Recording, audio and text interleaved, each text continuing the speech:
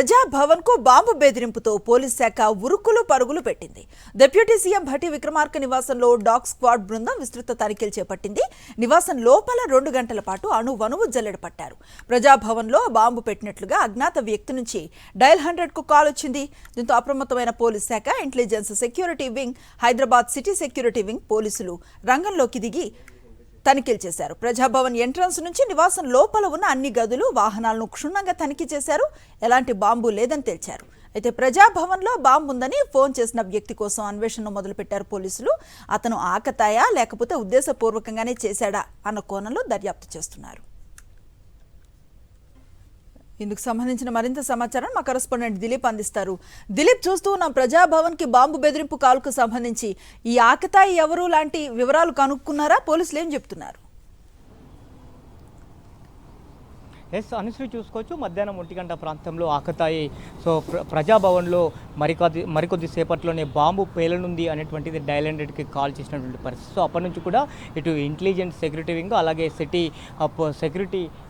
Police security wing ఆధ్వర్యంలో, ఇటు Panjagutta ACP Manohar Kumar ఆధ్వర్యంలో కూడా లోపల మొత్తం కూడా అటు భట్టి విక్రమార్క అలాగే మంత్రి సీతక్క ఇద్దరి నివాసాల్లో కూడా సుమారు 3 గంటల నుంచి కూడా ఈ బాంబుకు సంబంధించి కూడా తనిఖీలు నిర్వహిస్తున్న పరిస్థితి కనిపిస్తుంది. అయితే ఈ ఆకతాయి ఎవరు అనే దానిపైన కూడా పోలీసులు దృష్టి సారించారు. అటు ఫోన్ సిగ్నలింగ్ ద్వారా ఆ ఆకతాయి ఎవరు అనే పనిలో కూడా పడ్డట్టుగా తెలుస్తూ ఉంది పోలీసులు అని చెప్పుకోవచ్చు. అయితే సుమారు 3 గంటల పాటు కొనసాగుతున్నటువంటి ఈ సోదాలు, ఈ తనిఖీలు ఏవైతే ఉన్నాయో ఇవి కాసేపటి క్రితమే ముగిసినట్టుగా తెలుస్తూ ఉంది. చూసుకోవచ్చు, మనం లైవ్లో కూడా చూసుకోవచ్చు. ఏదైతే తనిఖీలు పూర్తి చేసినటువంటి వాహనం ఏదైతే ఉందో అది కూడా బయటికి వస్తున్నటువంటి దృశ్యాలను కూడా మనం చూసుకోవచ్చు. అటు బాంబ్ స్క్వాడ్ అలాగే డాగ్ స్క్వాడ్ ఈ రెండింటిని కూడా బృందాలుగా ఏర్పడి మొత్తం కూడా పూర్తి స్థాయిలో ఈ యొక్క ప్రజాభవన్ని మొత్తం కూడా జల్లెడ పట్టినటువంటి పరిస్థితి కనిపిస్తుంది. ప్రతి రూమ్ని, అలాగే కిచెన్ని, అలాగే లివింగ్ రూమ్ని, అలాగే వాష్రూమ్స్ని, అలాగే కామన్ ఏరియాని మొత్తం కూడా పూర్తి స్థాయిలో ఇటు మంత్రుల ఇద్దరికి సంబంధించి డిప్యూటీ సీఎం భట్టి విక్రమార్కకు అలాగే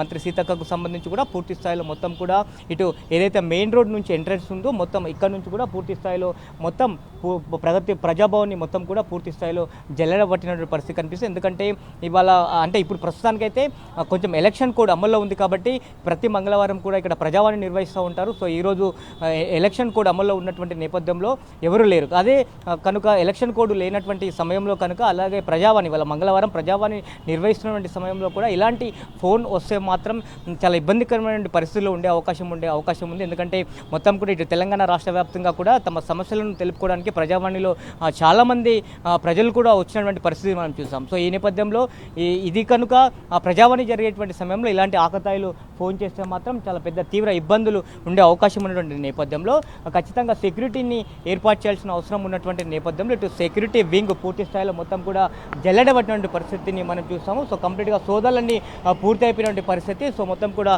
సోదాలు ఈ తనిఖీలు పూర్తయినటువంటి పరిస్థితి. తనిఖీలన్నీ కూడా పూర్తి చేసుకొని వాహనం కూడా వెళ్ళిపోతున్నటువంటి దృశ్యాలను మనం చూడొచ్చు. అయితే ప్రస్తుతానికైతే మొత్తం ఇటు పోలీస్ వింగ్ అంతా కూడా ఊపిరి పీల్చుకున్న పరిస్థితిని చూడొచ్చు. ఆకతాయి ఫోన్ అయితే చేశారు. ఫోన్ చేసినా కానీ అంటే మామూలుగా బాంబు వెళ్ళడానికి అవకాశం లేనటువంటి పరిస్థితి ప్రజాభవన్ అని చెప్పారు. ఎందుకంటే పూర్తిగా ఇక్కడ క్షుణ్ణంగా కూడా వచ్చినటువంటి ప్రతి ఒక్కరికి కూడా ఇక్కడ చెక్ చేసిన తర్వాత లోపలికి అనుమతి ఇస్తారు. అయినా కానీ ఆకతాయి ఫోన్ చేసిన దానికి కూడా అంత ఈజీగా తీసుకోలేనటువంటి పరిస్థితి. సో మొత్తం మీద అయితే ఆ ప్రజాభవన్లో ఎలాంటి బాంబు లేదని అయితే పోలీసులు తెచ్చారు. మొత్తానికి అటు పోలీసులు అయితే ఊపిరి పీల్చుకున్నటువంటి పరిస్థితి కనిపిస్తుంది. అనుసరి. Right, thank you Dilip.